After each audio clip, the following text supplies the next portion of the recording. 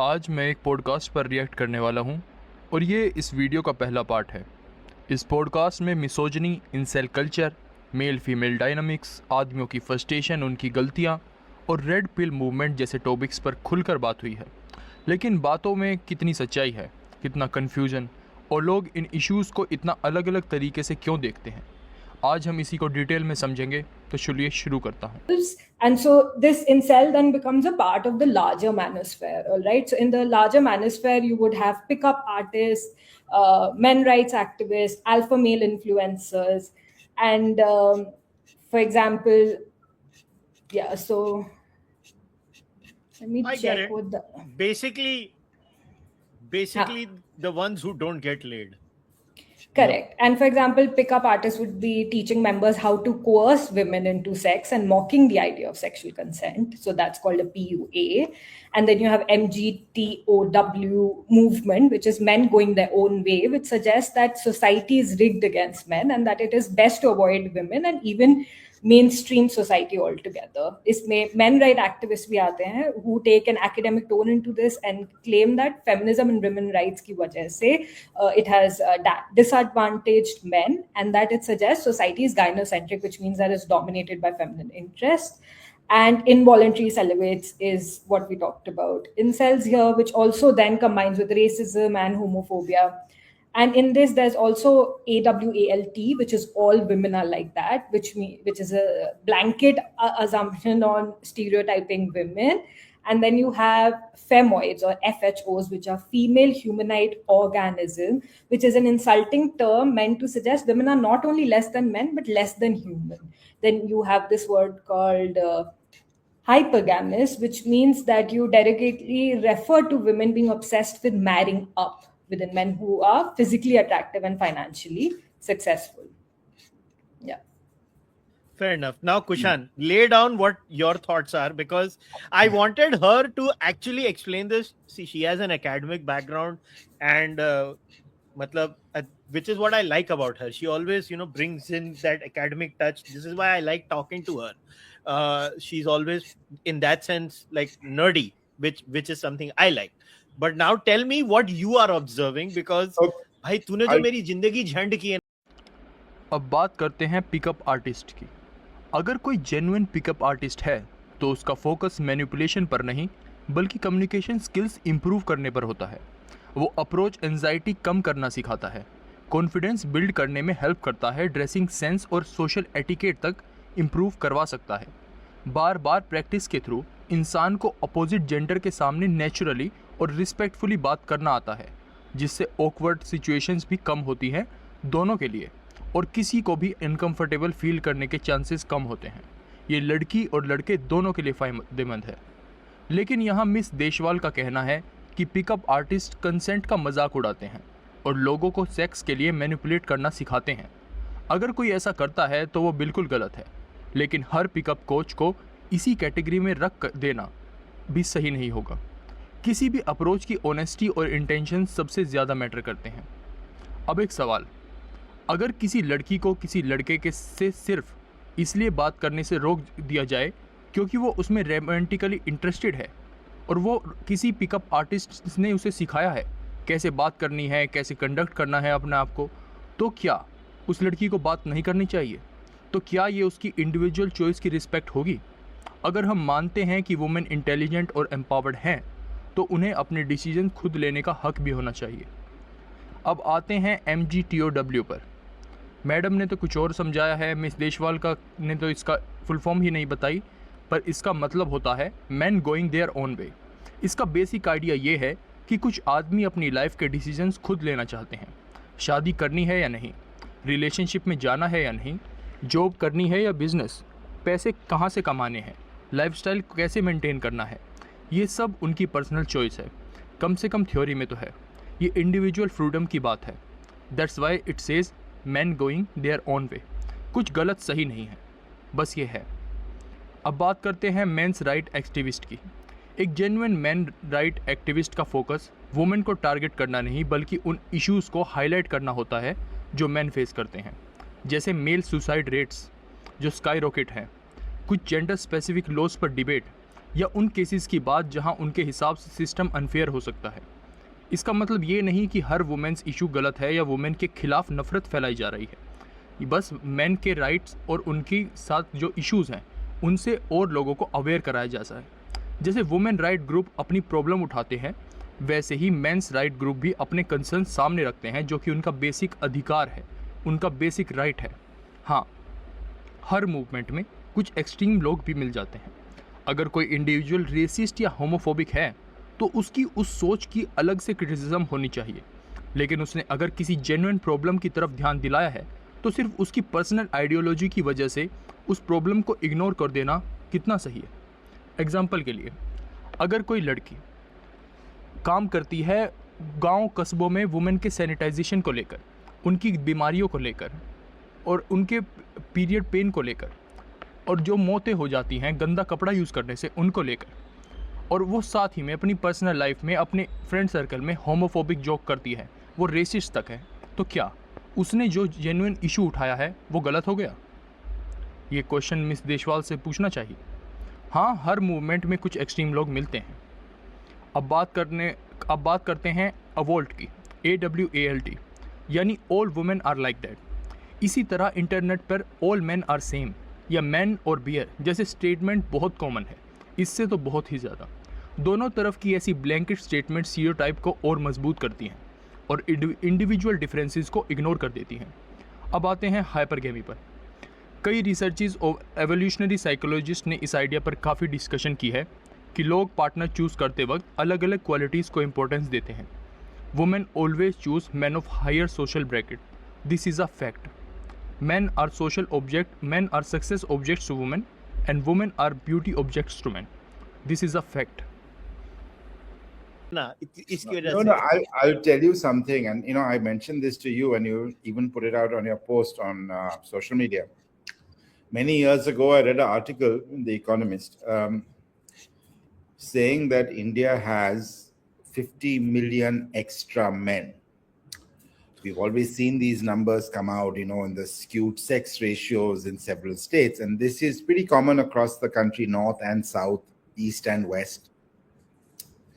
Sex selection, whether it's female feticide or, whatever you call it, has led us to have 50 million extra men, 5 crore extra males in this country. And not all of them are Gen Z. Some of them are, millennials as well. It's been going on. The sex ratio is improving finally, slightly, but not enough. And that's your incel from another level. These are your protesters. These are your guys with, you call them unfuckable because they have no prospects in life. The desperation for a job, a government job, is because a government job is the only way they'll probably get married or whatever it is. And 50 million it's a huge number. That's the population of Spain. A large European country, man. And that's your incel in India. That's a large part of the incels in India. And of course, many of these guys are, they're not your typical Western incel, necessarily educated to that level. They are, I don't know, what do you call them? I'm not a sociologist. I don't think I can explain this, but what do these guys do? What do these guys are frustrated for whatever it is? They're not good enough to get into the forces or get any jobs or government jobs or any job for that matter. They're unemployable in the private sector. They're unemployed in labor, whatever it is. Mister Mitra ने कहा कि कई आदमी इसलिए frustrated होते हैं क्योंकि उन्हें अपनी लाइफ में कोई फ्यूचर या प्रोस्पेक्ट नज़र नहीं आता, इसीलिए हाइपरगेमी की डिस्कशन आती है। मिस्टर मित्रा, अगर किसी आदमी की लाइफ स्टेबल या अट्रैक्टिव नहीं लगती तो उसके रिलेशनशिप के चांसेस कम हो सकते हैं। लड़कियां अक्सर उस पार्टनर की तरह अट्रैक्ट होती हैं जिसके पास बेटर करियर, अच्छी income, higher social status, stronger social circle या ओवरऑल ज़्यादा अपॉर्चुनिटीज़ होती हैं। ये फैक्ट है, ये हमारा एक्सपीरियंस है। मिस्टर मित्रा ने एक और बात कही कि इंडियन इंसल्स और वेस्टर्न इंसल्स अलग हैं और वेस्टर्न इंसल्स ज़्यादा एजुकेटेड होते हैं, वो सुपीरियर है। ऐसा कहने का इनकी कोशिश थी कि वो एजुकेटेड है, लेकिन अगर मिस देशवाल की डेफिनेशन के मुताबिक इंसेल वही है जो वुमेन से नफरत करता है, रेसिस्ट या होमोफोबिक व्यूज़ रखता है, कंसेंट को सीरियस नहीं लेता या हर औरत को एक ही कैटेगरी में डाल देता है। तो ऐसे लोग सिर्फ इंडिया में नहीं, वेस्ट में भी बहुत मिलेंगे। और उनकी मिस देशवाल की डेफिनेशन इंसेल की ही यही है। तो क्या फिर सवाल ये उठता है कि अगर एजुकेशन ही सबसे बड़ा सॉल्यूशन होता तो उन्होंने अपने इंसेल ख़त्म क्यों नहीं कर दिए? जहाँ एजुकेशन सिस्टम ज़्यादा डेवलप्ड है वहाँ भी ऐसे लोग क्यों मौजूद हैं?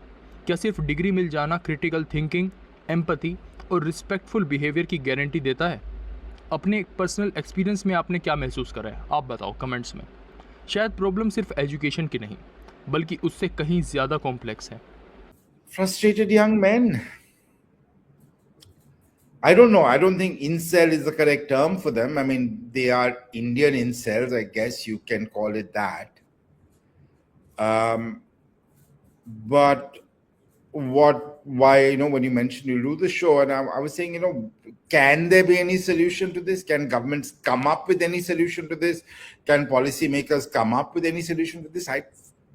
I don't know, man. I just don't know. I mean, you and I both talk to a lot of government folks, and they just shrug their shoulders, and you can't even. क्या government इस problem को solve कर सकती है? बिल्कुल कर सकती है। Yes yes yes. कम से कम इस डायरेक्शन में काफ़ी कुछ किया जा सकता है। लेकिन किसी भी प्रॉब्लम को सॉल्व करने का पहला स्टेप होता है उसकी एग्जिस्टेंस को एक्सेप्ट करना। जब तक हम ये मानेंगे कि नहीं, कि कुछ आदमी जेन्युइनली स्ट्रगल कर रहे हैं, तब तक उन्हें मदद के सवाल करने का सवाल पैदा ही नहीं होता। हर फ्रस्ट्रेटेड या अकेले आदमी को सिर्फ गिल्टी फील कराना सॉल्यूशन नहीं, कि तू तो इंसेल है, तू तो लूज़र है, तू तो अनएम्प्लॉयड है। अगर किसी को सोसाइटी से डिस्कनेक्ट फील हो रहा है तो उसे सिंपैथी और सपोर्ट की ज़रूरत है, उसे एक डायरेक्शन की ज़रूरत है, एक जजमेंट की नहीं, एक पर्पस की ज़रूरत है। लेकिन यहाँ एक और बात सामने आती है। जो लोग मेंस इश्यूज़ की बात करते हैं उन्हें मिस देशवाल ने सीधा मैन हेटर या कंसेंट की रिस्पेक्ट ना करने वाले लोगों की कैटेगरी में रख दिया, और ये उनकी रिसर्च है। लेकिन उन्होंने ये डिस्कस ही नहीं किया कि इन एक्टिविस्ट्स के एक्चुअल आर्ग्यूमेंट्स क्या हैं, उनकी डिमांड्स क्या हैं, या वो किन प्रॉब्लम्स की तरफ ध्यान दिलाना चाहते हैं। सवाल ये है कि क्या किसी इशू को समझने का सही तरीका ये है कि जिस तरफ से आप डिसएग्री करते हैं उसकी बात सुने बिना ही उसे रिजेक्ट कर दिया जाए, या फिर पहले उसके आर्ग्यूमेंट्स को ऑनेस्टली समझा जाए और उसके बाद डिसीजन लिया जाए कि उनमें कितनी बात सही है और कितनी गलत। They have done studies of this. Overwhelming number of incels in the West are Gen Z. They have all found their home to vent their anger in the form of an Andrew Tate, in the form of an look. I am just stating what I could observe. In the form of an Andrew Tate, in the form of a Nick Fuentes, in the form of a Candace Owens, in the form of a Hassan Piker. Now you'd be like, what has a communist got to do with incel and a far-right racist got to do with incel? I think it's release of anger. It's just you against the world kind of a mentality, and whether it's the comrade, extreme comrade, or the extreme. Like, do you guys remember how there was an overlap between the Trump voter and the Bernie voter? If you remember the first elections, the Bernie voter and the Trump voter had a lot of overlap because they were the extreme ends of the horseshoe. Now, what have you found, Shivangi? These are the things that I could find out. I could not find a lot of data on Indian incels, because the biggest question I always run into is India still has a very gigantic arranged marriage culture. So is Indian incelhood just basically because of the skewed gender ratio? Because यार यहाँ पे तो हर आदमी को eventually तो शादी कराना, तो इंडिया में तो second और third marriage के भी इतने खर्चे होते हैं, तो first marriage तो छोड़ दो ना. So what have you come across in your studies, Shivangi? Mister Mehra की एक बात बिल्कुल सही है। बहुत से यंग लड़के गलत रोल मॉडल फॉलो कर रहे हैं और इसका नुकसान सबसे ज़्यादा उन्हीं को होता है। उनका टाइम वेस्ट होता है, एनर्जी वेस्ट होती है और उनकी ज़िंदगी के इम्पोर्टेंट साल निकल जाते हैं। फिर धीरे धीरे फ्रस्ट्रेशन बढ़ती है और कई लोग उस फ्रस्ट्रेशन को गुस्सा या नफ़रत में बदल देते हैं। लेकिन सवाल ये है कि इसके लिए ज़िम्मेदार कौन है? अगर कोई लड़का अपनी रिलेशनशिप की प्रॉब्लम या लोनलीनेस के बारे में बात करे और उसकी बात सुनने के बजाय उसे सीधा टॉक्सिक या प्रॉब्लमेटिक कह दिया जाए, तो वो नेचुरली उस इंसान की तरफ जाएगा जो कम से कम उसकी बात तो सुनता है। ये बेसिक ह्यूमन साइकोलॉजी है। लोग अक्सर उन्हीं कम्युनिटीज़ की तरफ अट्रैक्ट होते हैं जहां उन्हें लगता है कि उनकी प्रॉब्लम को समझा जा रहा है, चाहे बाद में उन कम्युनिटीज़ के सॉल्यूशन सही ना हो, गलत ही क्यों ना हो। मान लीजिए कोई लड़का सिर्फ इतना सीखना चाहता है कि किसी वुमेन से रिस्पेक्टफुली बात कैसे करें, उससे कनेक्शन कैसे बनाएं, अपनी ऑकवर्डनेस कम कैसे करें, उसके साथ रिलेशनशिप कैसे बनाएं, फैमिली कैसे बिल्ड करें। अगर उसकी हर कोशिश को बिना कंटेक्स्ट समझे गलत इंटेंशन से जोड़ दिया जाए तो क्या उस प्रॉब्लम को सॉल्व करेगा या उसे और बढ़ा देगा? आखिर में सॉल्यूशन क्या है? मेरे हिसाब से सॉल्यूशन नफ़रत या ब्लेम नहीं, बल्कि सेल्फ इम्प्रूवमेंट है। अपनी कम्युनिकेशन स्किल्स इंप्रूव करना, वुमेन और रिलेशनशिप को बेहतर समझना, अपनी फिटनेस और मेंटल हेल्थ पर काम करना, करियर और फाइनेंशियल स्टेबिलिटी बिल्ड करना और एक ओवरऑल मैच्योर इंसान बनना अपने जीवन के हर एस्पेक्ट में, चाहे किसी का रिलेशनशिप बने या ना बने। ये क्वालिटीज़ उसकी ज़िंदगी के हर एरिया में उसकी हेल्प करती हैं। अगर ये वीडियो पसंद आई हो तो कमेंट्स करके ज़रूर बताना क्या आप पार्ट 2 देखना चाहोगे। इस पॉडकास्ट में और कई सारी बातें हैं, अगर देखना चाहते हो तो मैं कर सकता हूँ। Thank you as always.